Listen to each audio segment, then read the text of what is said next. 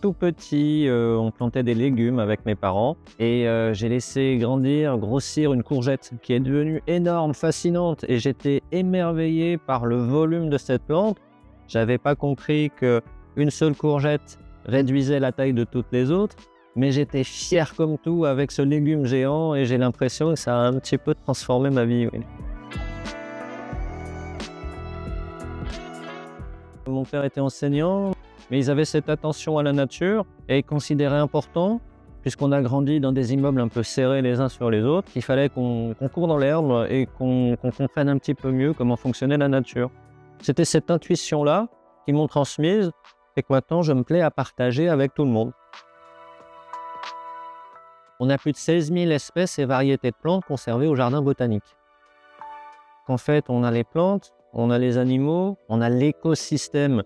Et c'est mon attention, elle s'est vite portée vers les habitats, vers les espaces, plutôt que vers les espèces. Et pour prétendre approcher un petit peu de la complexité de la nature, on ne peut pas se contenter de regarder les mousses, les plantes, simplement les arbres. Il faut essayer de prendre un peu de recul, avoir une vision globale. Trouver ça joli et essayer d'approfondir. Et c'est une joie de passer sur le même paysage et de constater combien il a changé en quelques jours. Certaines plantes poussent de 50-60 cm par semaine. Donc vraiment, si on passe le lundi et qu'on passe le vendredi, dans la serre, le paysage a changé. Je trouve ça fascinant.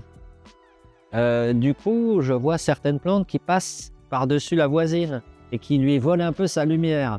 Et ça me fait plaisir parce que ça se joue comme ça dans la nature.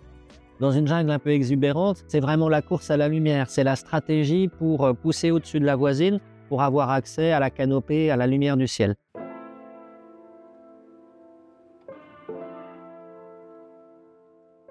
Le stade de tennis avait besoin de s'agrandir. Il nous a pris une petite place dans le jardin. Juste à côté de nous, il y a un court de tennis, on pourra le voir. Et il est pratiqué pendant le tournoi de Roland-Garros. On a eu cette intuition de dire au monde du tennis, on a besoin de plantes, donc ces serres intègrent le court de tennis. On a 6 mètres de hauteur, 6 mètres de large pour acclimater des nouvelles plantes des 4 continents. Donc ici, on est en Asie du Sud-Est, on passera dans la serre africaine, la serre d'Amérique du Sud et les plantes d'Australie. Donc on s'est amusé en fait en faisant le tour du terrain de tennis, composer un tour du monde botanique. En tout cas, nous, on est un peu sentinelle, on est un peu gardien. Et une plante qui est éteinte dans la nature, certains jardins botaniques ont des programmes pour la réintroduire dans leur milieu naturel. Voilà, la boucle est bouclée.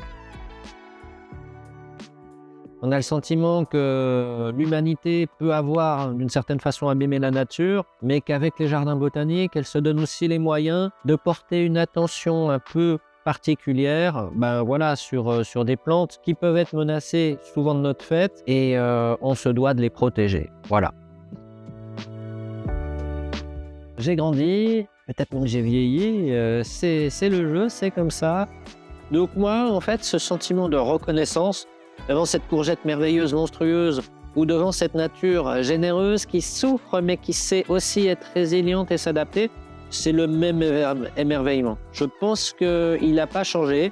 Je suis toujours impressionné par les plantes, par leur faculté à pousser entre 2 pavés parisiens, à prendre de la place, à essayer de croître, à essayer de faire des graines dans Paris. Nous-mêmes, on véhicule des graines sans le savoir. Tout ça est juste fascinant. Et voilà, plus on en sait sur les plantes, plus on a envie d'en savoir. Tout existe dans la nature. Et c'est juste un cri du cœur. Essayons de mieux la connaître pour mieux la comprendre, sous-entendu mieux la protéger après et mieux la respecter.